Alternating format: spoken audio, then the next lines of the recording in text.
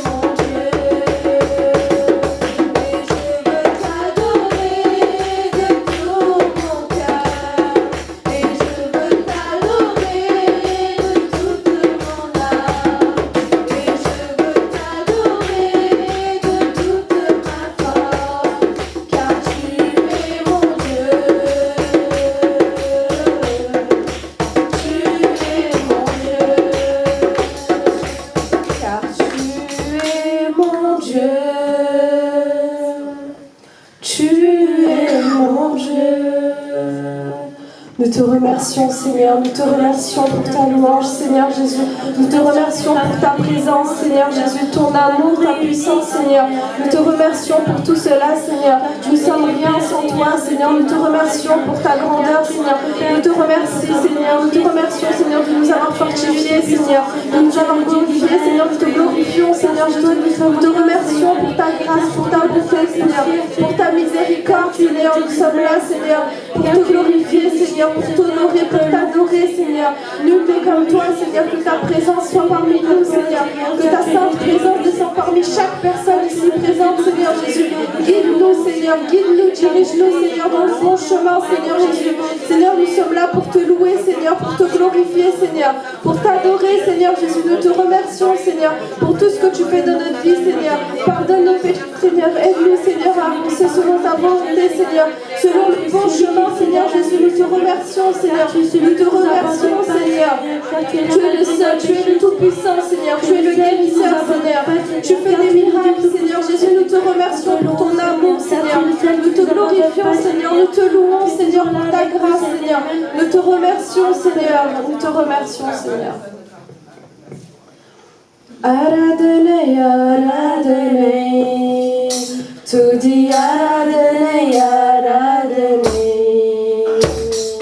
Aradhane, Aradhane, Tudi Aradhane, Aradhane.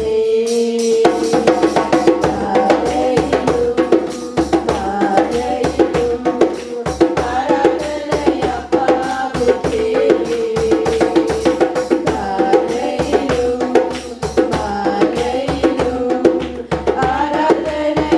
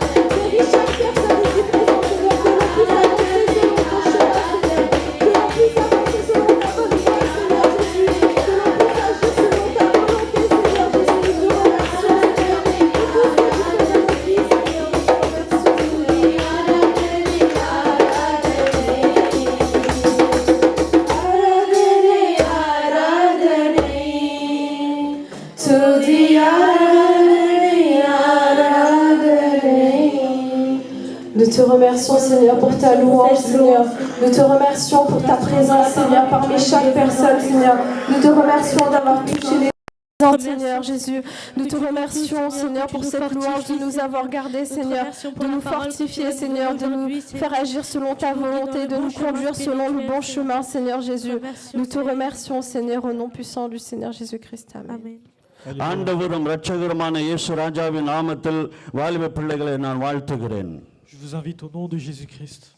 ஆகவே இந்த நாளில் எனக்கு அன்பான வாலிப பிள்ளைகளே, நாங்கள் இந்த நாளில் துரிதமாக ஒரு வசனத்தை நாங்கள் எடுத்து வேதத்திலே வாசிக்க போகிறோம். Mes chers jeunes, nous allons tout de suite prendre un verset et commencer. இன்றைக்கு குறிப்பாக வாலிப பிள்ளைகள் வாழ்க்கையில 2 காரியங்களை நாங்கள் இந்த வேத வசனத்திலிருந்து தியானிக்க போகிறோம். Nous allons voir 2 choses à travers ces versets. அது என்ன என்று சொல்லி நாங்கள் பார்க்கும் பொழுது யோவான் ஜான் 4ஆம் அதிகாரம் 35வது வசனத்தை எடுத்து வாசிக்க கேட்போம். யோவான் 4ஆம் அதிகாரம் 35வது வசனத்தை வாசிக்க கேட்போம். Jean 4:35. பிரெஞ்சில் ஒருத்தர் வாசிங்க. Ne dites pas, vous, qu'il y a encore 4 mois jusqu'à la moisson. Eh bien, je vous le dis, levez les yeux et regardez les champs, ils sont déjà blancs pour la moisson. வாசிங்க மீண்டும் ஒரு முறை. Celui qui moissonne reçoit un salaire et amasse du fruit pour la vie éternelle, afin que celui qui sème et celui qui moissonne se réjouissent ensemble. இங்க என்ன சொல்லுகிறது? அறுப்பு காலம் வருகிறது, இன்னும் 4 மாதம் செல்லும் என்று நீங்கள் சொல்லுகிறது இல்லையா? இதோ வயல்களில் இப்பொழுது அறுப்புக்கு விளைந்திருக்கிறது என்று உங்கள் கண்கள் ஏறெடுத்து பாருங்கள் என்று நான் உங்களுக்கு சொல்லுகிறேன் என்று ஆண்டவர் சொல்லுகிறதை பார்க்கிறோம். Donc on voit ici qu'il est écrit qu'il y a 4 mois jusqu'à la moisson et il est dit qu'on doit lever les yeux avant cela. இதுல 2 காரியங்கள் நாங்கள் பார்க்கிறோம். On va voir 2 choses. அது என்ன? முதலாவது, Quelle est la première? அதுல தாமதம் 4 மாதம் செல்லும் என்று சொல்லி ஒரு காரியம் அங்க இருக்கிறது. Il y a écrit qu'il y a écrit 4 mois. இது என்ன என்று சொன்னால், நாங்கள் தாழ்த்தி நாங்கள் இன்னும் இருக்கிறது என்று சொல்லி பொறுமையாய் நாங்கள் போகக்கூடிய சூழ்நிலைகளை காட்டுகிறது. Il est écrit cela afin que nous soyons patients. ஆகவே இரண்டாவது பார்க்கிறோம், இது அறுப்புக்கு விளைந்திருக்கிறது என்று உங்கள் கண்களை ஏறெடுத்து பாருங்கள் என்று கண்களை குறித்து சொல்லப்படுகிறது. Il est dit une deuxième chose aussi, c'est qu'il est écrit que levez les yeux. ஆகவே வாலிப பிள்ளைகள் வாழ்க்கையில இன்றைக்கு अनेक போராட்டங்கள் இருக்கிறதை பார்க்க முடியும். On voit qu'il y a de nombreuses souffrances pour les jeunes. அது என்ன என்று சொல்லி பார்க்கும் பொழுது இன்றைக்கு பாவமான காரியங்கள் உலகத்தில் பூமியில இன்றைக்கு அதிகமாக பெருகி இருக்கிறதை பார்க்கிறோம். On peut voir que ces souffrances sont les péchés qui sont inscrits dans ce monde. அது ஆண்டவர் பிள்ளைகளை மாற்றமல்ல, எல்லாரையும் அது நெருக்கி இன்றைக்கு பாவத்துக்குள்ளே கொண்டு செல்கிறதை பார்க்க முடிகிறது. Ce ne sont pas seulement les jeunes, c'est pour tout le monde que cela emmène dans la souffrance. அதுல குறிப்பாக ஆண்டவர் பிள்ளைகளுக்கு மிக அவசியமான ஒரு காரியம், நாங்கள் துரிதமாக முதலாவது செயல்பட வேண்டும். On va voir quelque chose de très important.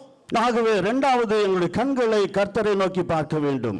Nous avons besoin de regarder le Seigneur. நாங்கள் இந்த காரியங்களை வாலிப பிள்ளைகள் செய்கிறோமா? Est-ce que nous faisons comme les jeunes?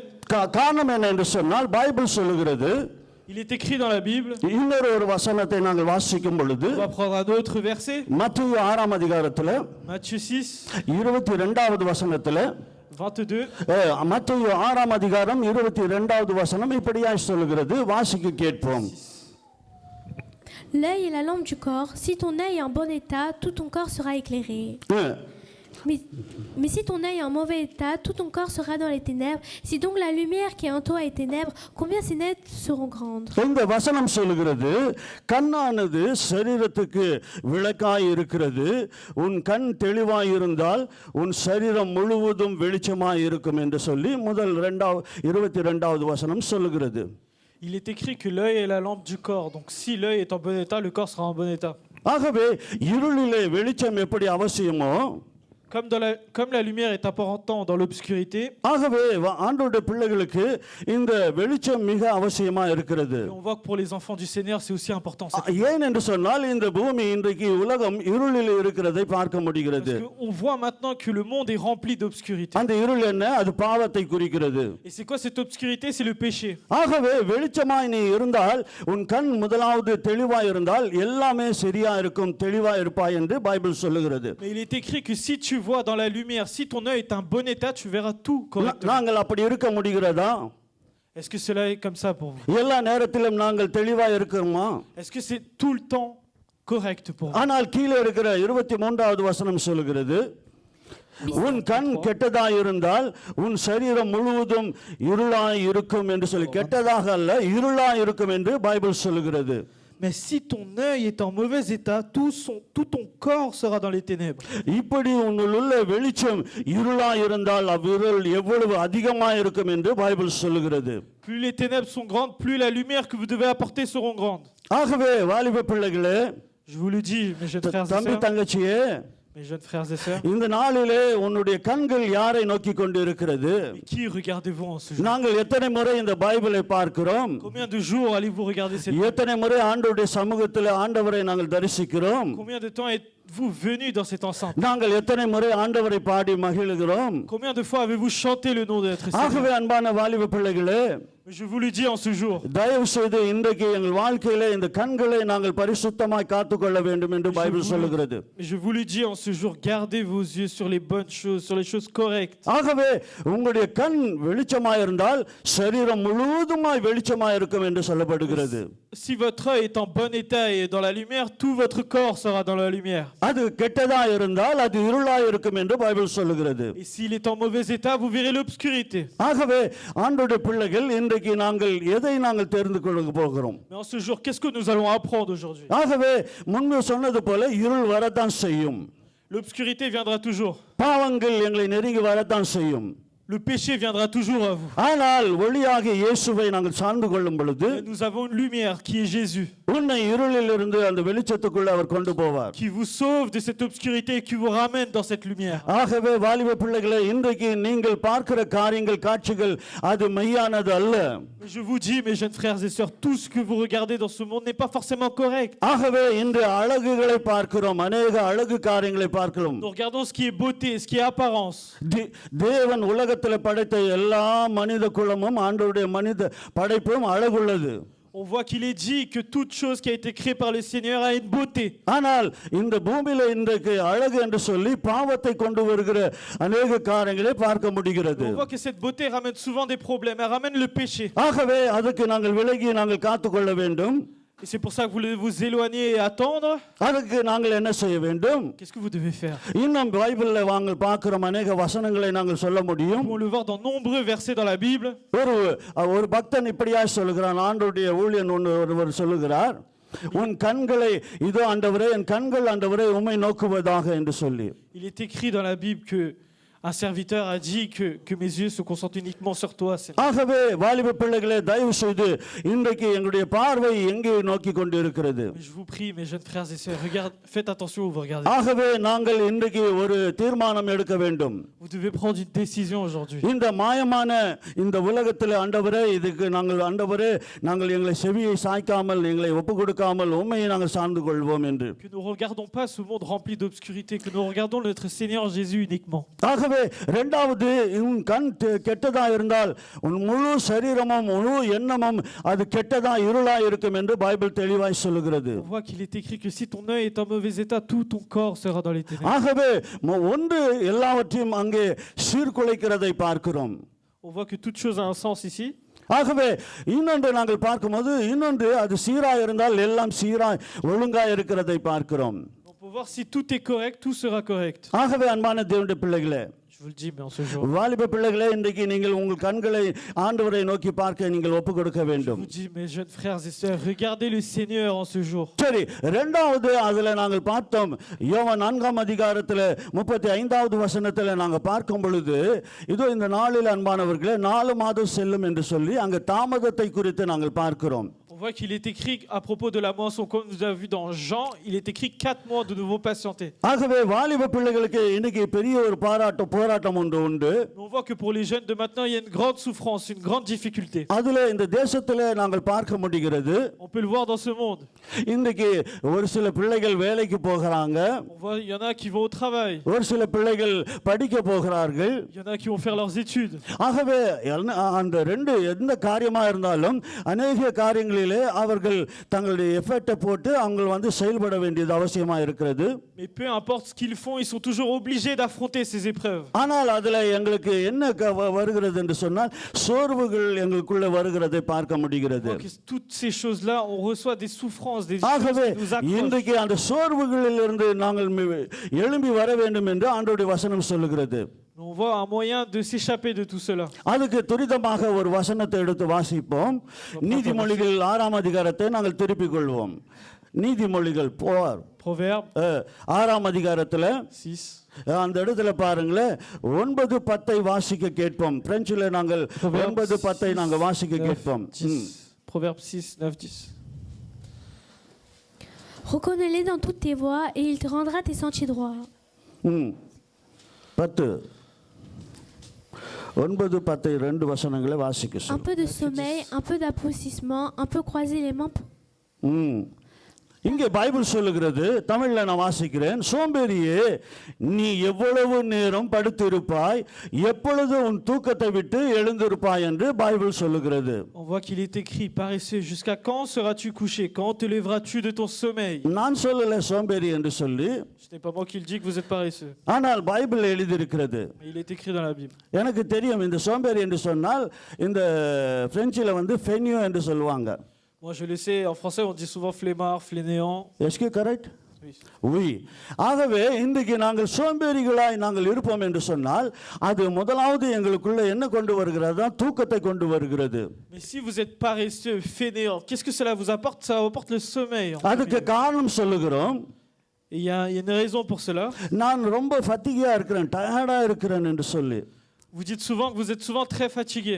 அப்போ இன்னும் அந்த 10வது வசனம் சொல்லுகிறது, இன்னும் கொஞ்சம் தூங்கட்டும், இன்னும் கொஞ்சம் உறங்கட்டும் என்று சொல்லி உன் எண்ணங்கள் தோன்றி நீ கை முடக்கி நீ படுத்துக்கொண்டே இருப்பாய் என்று சொன்னால் என்ன நடக்க போகிறது? Il est écrit un peu de sommeil, un peu d'assoupissement. On peut encore croiser les bras. இதை நாங்கள் பார்க்கும் பொழுது நிறைய நேரங்களில் பெற்றோர்கள் இதை ஊக்குவிக்கிறதை நாங்கள் பார்க்க முடிகிறது. Nous avons vu plusieurs choses dans ce monde. ஏன் என்று சொன்னால் அந்த தாய் உள்ளம் தகப்பன் உள்ளம் ஐயோ பிள்ளை ரொம்ப சோர்வா இருக்கிறது என்று சொல்லி நாங்கள் அப்படியா எண்ணி அந்த பிள்ளைகளை தூங்கட்டும் என்று விடுகிறோம். On voit dans le cas d'une famille, si l'enfant est très fatigué, les parents vont dire oh on va l'endormir. ஆனால் நீங்கள் அப்படி செய்வீர்கள் என்று சொன்னால் அங்கே 11வது வசனம் சொல்லுகிறது. பிரெஞ்சில் என்ன சொல்லுகிறது? 11வது வசனம் சொல்லுகிறது, நான் தமிழ்ல வாசிக்கிறேன். உன் தரித்திரம் வழிபோக்கனை போலவும் உன் வறுமை ஆயுதம் அணிந்ததை போலவும் வரும் என்று சொல்லி தரித்திரமும் இது இந்த நாளிலே வறுமை வரும் என்று பைபிள் சொல்லுகிறது.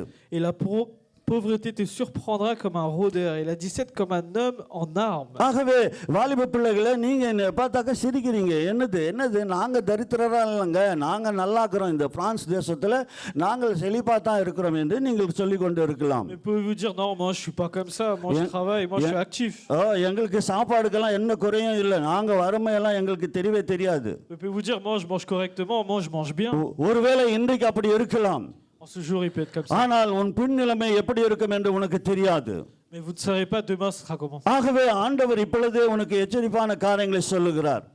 Il vous dit cela, c'est pour vous. நாங்கள் எத்தனையோ ஊழியத்தில் நாங்கள் பார்த்திருக்கிறோம் குடும்பங்களில் பிள்ளைகளை. Dans combien de louanges, dans combien de choses que vous faites pour les seigneurs, nous avons vu ça. Counselling கொடுக்க போய் இப்போ அந்த இடத்துல பிள்ளைகளுக்கு நாங்கள் அநேக காரியங்களை அந்த இடத்துல கேட்கும் பொழுது அந்த தாய் தகப்பன் சொல்றாங்க, இப்படியாய் மாறிவிட்டால் அவள் இப்படியாய் மாறிவிட்டான் என்று சொல்லி. காரணம் என்ன? அவர்கள் அந்த வளர்ப்புல எல்லாத்தையும் கொடுத்தார்கள், ஆனால் ஆண்டவரை கொடுத்தார்களா, வேதத்தை கொடுத்தார்கள் என்று சொன்னால் இல்லை. On peut voir que c'est un problème qui arrive souvent. On voit des parents qui ont tout donné à leurs enfants, mais il manque quelque chose, c'est la parole. ஆகவே அன்பான வாலிப பிள்ளைகளே, En ce jour, mes chers frères, தயவு செய்து இன்றைக்கு நாங்கள் இந்த சோம்பேறியா நாங்கள் இன்றைக்கு நாங்கள் சோர்வுக்குள்ள மூழ்கி போகாதபடிக்கு இன்றைக்கு ஆண்டவருடைய வசனம் எங்களை பார்த்து சொல்லுகிறது. ne soyez pas comme ce fainéant, ne soyez pas comme ce fainéant. ஆகவே அதுக்கு அந்த பைபிளை இன்னொரு காரியத்தையும் சொல்லுகிறது. நீ அதிலிருந்து நீ தப்பித்துக் கொள்றதுக்கு ஒரு வழியும் சொல்லுகிறது, ஒரு இடத்துல கற்றுக்கொள்ள சொல்லுகிறது. On voit qu'il y a un moyen d'échapper à cela. Nous allons le voir tout de suite. அது 6வது வசனம் 6 நீதிமொழிகள் 6ஆம் அதிகாரம் 6-7 வசனம் வாசிங்க. Proverbe 6, 6. Va vers la fourmi, paresseux, observe son comportement et deviens sage. பூமினாக்கா எறும்பு. எறும்பு கிட்ட நீ போய் என்ன பண்ணோமா, இதோ சோம்பேறியே, நீ எறும்பின் இடத்துல போய் பாருங்களேன், மனிதனை ஆண்டவருடைய வசனம் சொல்லுகிறது, இந்த சின்ன எறும்பு அதை நாங்கள் இப்படி என்று சொன்னால் அது மரித்து போகும், அது இல்லாமல் போகும். ஆனால் கடவுளுடைய வார்த்தை சொல்லுகிறது, அதனிடத்துல போய் நீ கற்றுக்கொள் என்று சொல்லுகிறார். Il est écrit va vers la fourmi. On voit que la fourmi c'est une créature très fragile. On l'écrase et disparaît. Mais il est écrit dans la Bible de regarder cette fourmi. ஏன் என்று சொன்னால் நிறைய நேரத்தில் நாங்கள் இது தாய் தகப்பனுக்கும் பெரியவர்களுக்கும் ஊழியக்காரருக்கும் நாங்கள் கீழ்ப்படிவதில்லை, நாங்கள் கேட்பதில்லை சொல்லுவதை. ஆகவே தான் கடவுள் வார்த்தை சொல்லுது, நீ இவங்களுக்கெல்லாம் நீ கீழ்ப்படிய மாட்டே, ஆகவே எறும்புகிட்ட போய் கற்றுக்கோ, அது என்ன செய்கிறது என்று சொல்லி. On voit que plusieurs fois, il arrive qu'on n'écoute pas nos parents, qu'on n'écoute pas ceux qui sont au-dessus de nous, nos supérieurs. Il est écrit dans la Bible de regarder et d'être comme cette fourmi. ஆகவே 7வது வசனம் என்ன சொல்கிறது வாசிங்க. அதுக்கு என்ன இல்லையா, அதுக்கு பிரபுவும் தலைவனும் அதிகாரியும் இல்லாதிருந்தும் அதுக்கு யாரும் கேட்கறதுக்கு ஆள் இல்லை, ஆனாலும் அது பாருங்களேன் அதனிடத்துல கற்றுக்கொள் என்று ஆண்டவருடைய வசனம் சொல்லுகிறது. On voit qu'il est écrit qu'elle n'a ni chef, ni inspecteur, ni maître, mais elle prépare son okay ஒன்றும் இல்லை அதுக்கு, ஆனால் அது வந்து அந்த காரியங்களை செய்கிறதை நாங்கள் பார்க்கிறோம். On voit que cette fourmi n'a personne pour lui rappeler quoi faire, mais elle le fait quand même. 8வது வசனம் சொல்லுகிறது, கோடை காலத்தில் தனக்கு ஆகாரத்தை சம்பாதித்து அறுப்பு காலத்தில் தனக்கு தானியத்தை சேர்த்து வைக்கிறது என்று சொல்லி அந்த வேத வசனம் சொல்லுகிறது. On voit qu'il est écrit elle prépare en été sa nourriture, elle amasse pendant la moisson de quoi manger. ஆகவே அன்பான வாலிப பிள்ளைகளே, En ce jour mes jeunes frères et sœurs, இன்றைக்கு अनेக காரியங்கள் விளைந்திருக்கிறது என்று சொல்லி நாங்கள் பார்த்தோம் யோவான் 4ஆம் அதிகாரத்தில். nous avons vu qu'il y a beaucoup de choses qui peuvent arriver pour vous. அறுப்புக்கு அது காத்திருக்கிறது என்று சொல்லி பார்க்கிறோம், தயாரா இருக்கிறது என்று. அறுப்புக்கு அதாவது அந்த பயிரை அறுக்க செய்ய அந்த நேரம் சரியா இருக்கிறது. Il est écrit de se préparer pour cette moisson. ஆகவே இன்றைக்கு நாங்கள் அது எது என்று சொன்னால் ஆத்துமாக்களை நாங்கள் அறுவடை செய்ய வேண்டும். Mais en ce jour vous devez propager cette parole à travers les âmes. ஆகவே உங்களுடைய ஆத்துமா சரியா இருந்தால்தான் மற்ற ஆத்துமாவை நீங்கள் ஆண்டவருக்குள்ள கொண்டு வர முடியும். Mais si votre âme doit être correcte afin que vous puissiez sauver les autres. ஆகவே அன்பான வாலிப பிள்ளைகளே, En ce jour, mes jeunes frères, இது 9வது வசனம் சொல்கிறது, சோம்பேறியே நீ எவ்வளவு நேரம் படுத்திருப்பாய், எவ்வளவு நேரம் படுத்திருப்பாய். il est écrit dans le 9 paresseux, jusqu'à quand seras-tu couché? ஆகவே தயவு செய்து இன்றைக்கு இந்த 2 காரியங்களை நாங்கள் மனதில் வைத்து வாலிப பிள்ளைகள் எங்கள் வாழ்க்கையை நான் மாற்றிக்கொள்ள ஆண்டவரை ஒப்பு கொடுக்கிறேன் என்று சொல்ல வேண்டும். Mettez ça dans votre cœur et mettez ça entre les mains du Seigneur, il vous aidera. கடைசியாக ஒரு வசனத்தை நாங்கள் வாசிக்க கேட்போம். Nous allons prendre un dernier verset. மத்தேயு 13ஆம் அதிகாரத்தில் நாங்கள் பார்ப்போம். Matthieu 13. 25வது வசனம் என்ன சொல்லுகிறது, மத்தேயு 13:25வது வசனம் என்ன சொல்லுகிறது என்று நாங்கள் வாசிக்க கேட்போம். Matthieu 13, வாசிக்க கேட்போம். 25. Matthieu 13, 25. Mais pendant que les gens dormaient, son ennemi en vint, sema de la mauvaise herbe parmi le blé et s'en alla. Lorsque le blé eut poussé et donné du fruit, la mauvaise herbe apparut aussi. Les serviteurs du maître de la maison vinrent lui dire, « Seigneur, n'as-tu pas semé une bonne semence dans ton champ? Comment se fait-il donc qu'il y ait de la mauvaise herbe ?» Il leur répondit, « C'est un ennemi qui a fait cela. » Les serviteurs lui dirent, « Veux-tu que nous allions l'arracher ?» இல்லை மத்தேயு 13:25 வாசிமா, இன்னொரு வருஷம் வாசிங்க. 25. Lis juste le 25. வாசி. Mais pendant que les gens dormaient, son ennemi vint, sema de la mauvaise herbe parmi le blé et s'en alla. மனுஷ நித்திரை பண்ணுகையில் அவருடைய சத்துரு வந்து என்ன பண்றானா, கோதுமைகளை களைகளை என்னது அது மத்தியில் விதைத்து விட்டு போகிறான் என்று சொல்லி, அதனால தான் நாங்கள் தூங்கும் பொழுது பிசாசானவன் எங்களை வந்து வஞ்சித்து பாவத்துக்குள்ள கொண்டு போகிறான் என்று நாங்கள் பார்க்கிறோம். Il est écrit que pendant que les gens dormaient, son ennemi vint et sema de l'ivraie. Il est écrit que pendant que vous dormez, pendant que vous vous reposez, Satan vous emmènera dans le péché. ஆகவே இன்றைக்கு நாங்கள் அந்த நித்திரையை விட்டு ஆண்டவருக்காக எழும்ப வேண்டும் என்று ஆண்டவருடைய வசனம் சொல்லுகிறது. Moi je vous dis, il est écrit dans la parole de laisser tout ce qui est sommeil et se rapprocher de la parole de Dieu. அதுல 23வது வசனத்தை வாசிங்க. என்ன சொல்லுகிறது? நாங்கள் அந்த சத்ருக்கு நாங்கள் விலக்கி நாங்கள் நித்திரை இல்லாமல் ஆண்டவரை நாங்கள் விழித்திருந்து ஆண்டவரோட பிள்ளையாய் நாங்கள் வாழும் பொழுது என்ன நடக்கிறது பாருங்களேன். என்ன நடக்கிறது? 23வது வசனத்தை வாசிங்க. 13ல Celui qui a reçu la semence de la bonne terre, c'est celui qui entend la parole et la comprend. Il porte du fruit avec un rapport de 100, 60 ou 30 pour un. இந்த இடத்துல சொல்லுகிறது, நல்ல நிலத்தில் விதைக்கப்பட்டவனோ வசனத்தை கேட்கிறவனும் உணர்கிறவனாய் இருந்து 100ஆகவும் 60ஆகவும் 30ஆகவும் அது பலன் தரும் என்று ஆண்டவருடைய வசனம் சொல்லுகிறது. Il est écrit que celui qui reçoit cette semence de la bonne terre, c'est celui qui entend la parole, qui la comprend, il porte ce fruit et un grain en donne 100.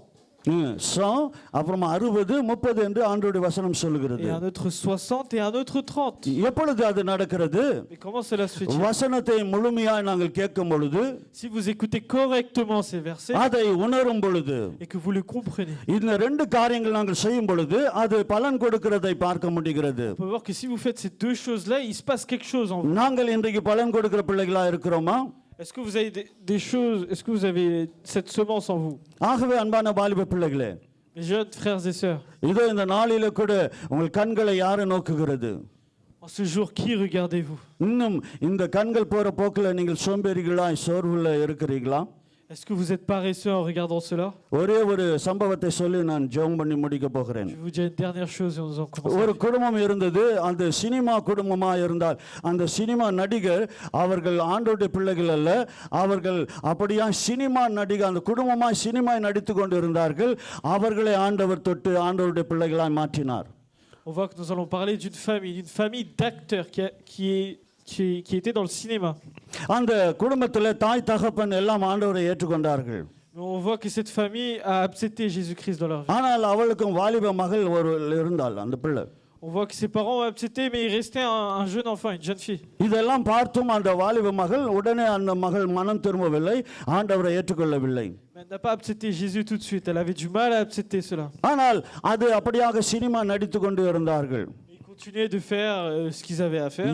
எதை முன்வைத்து அவங்க அதை செய்து கொண்டு இருந்தார்கள் என்று சொன்னால் அவர்கள் அழகா இருந்தார்கள். Ils étaient très beaux. ஆகவே அழகை அவங்க நம்பி நான் இருப்பேன் என்று இருந்தார்கள். Ils avaient très confiance en leur beauté. நடந்தது என்ன? ஒரு நாள் ஒரு கார்ல அவங்க போகும் பொழுது ஆக்சிடென்ட் நடந்தது. Mais qu'est-ce qui s'est passé un jour? Il y a eu un accident. அவர்கள் அந்த ஆக்சிடென்ட்ல போகும் பொழுது அந்த இடத்துல கண்ணாடி எல்லாம் உடைந்து அந்த கண்ணாடி என்ன நடந்தது? முகத்தில் எல்லாம் வந்து அது குத்தி கொண்டு ரத்தம் எல்லாமாய் மாறினது. On voit que pendant cet accident, le pare-brise s'est brisé et les bouts de vitre sont rentrés dans leur œil, dans leur visage. குறிப்பாக அந்த ஆக்சிடென்ட்ல முகத்தை தான் அது எல்லாவற்றையும் பாதித்தது. On voit que le visage en a souffert. பிறகு அதுக்கு நாங்கள் அவங்க பார்க்கும் பொழுது அவங்க முகத்தை அவங்களாலே பார்க்க முடியவில்லை. Ils avaient le visage détruit. ஏன் என்று சொன்னால் அவர்கள் அழகை நம்பி இருந்தார்கள். Pourquoi? Parce qu'ils avaient confiance en leur beauté. இதோ தேவனை அவர்கள் அன்றைக்கு ஏற்றுக்கொள்ளவில்லை. Ils n'avaient pas vraiment accepté Jésus. நடந்தது என்ன? அந்த காரியங்கள் நடந்த பிற்பாடு ஆண்டவரை அவர்கள் ஏற்றுக்கொண்டார்கள். Mais après cet accident, ils ont accepté le Seigneur. அந்த குடும்பம் இன்றைக்கும் ஆண்டவருடைய பிள்ளைகளா இருக்கிறாங்க. Et en ce jour, jusqu'à maintenant, ils agissent pour le Seigneur. ஆகவே அன்பான வாலிப பிள்ளைகளே, En ce jour, தயவு செய்து இன்றைக்கு உங்களை நீங்கள் ஆண்டவருக்கு ஒப்பு கொடுப்பீங்களா? est-ce que vous vous donnerez au Seigneur? அந்த பிள்ளை ஆண்டவருக்கு ஒப்பு கொடுத்து இன்றைக்கு ஆண்டவருடைய ஊழியங்கள் செய்யறாங்க.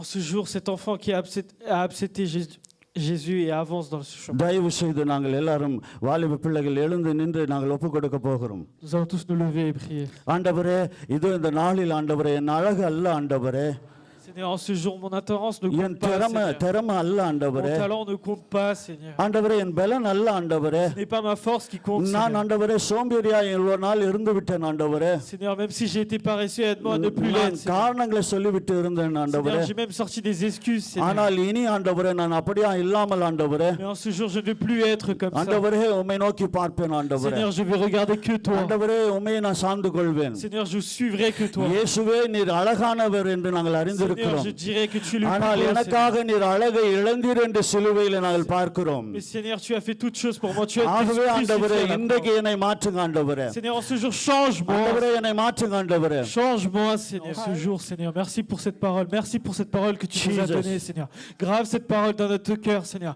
Afin que nous marchions, Seigneur, Yes, dans cette Lord. lumière, Seigneur. Yes. Afin que notre œil, Seigneur, Yes. soit dans le bon état, Seigneur. Yes. Dirige-nous sur ce Mighty chemin, Seigneur, Lord. que tu nous as créé, Seigneur. Touch them, Lord. Éloigne-nous toutes ces souffrances. Yes. Éloigne Éloigne-nous de cette obscurité, mighty Seigneur, Lord. afin que nous soyons Alla plus paresseux, servus Seigneur, நீங்கட்டும். afin que nous courons pour Oh, toi, நாங்கள் Seigneur, உம்மை que les பார்க்கட்டும். forces nous viennent, que அந்த ta அழகு force nous தேவனை vienne, நோக்கி que ton பார்க்கட்டும். Saint-Esprit vienne en ce jour, Jesus. Seigneur, et dirige chacun de ces jeunes, Seigneur, peu importe ce qu'ils font, peu importe où ils sont, Oh. Seigneur, que tu agisses en eux, Oh, que tu Jesus. sois avec eux, Seigneur, en toutes choses, Seigneur, je prie pour que tu les diriges et que tu les gardes. Yes. Je prie au nom de Jésus-Christ. Amen. Amen. Amen. God bless you.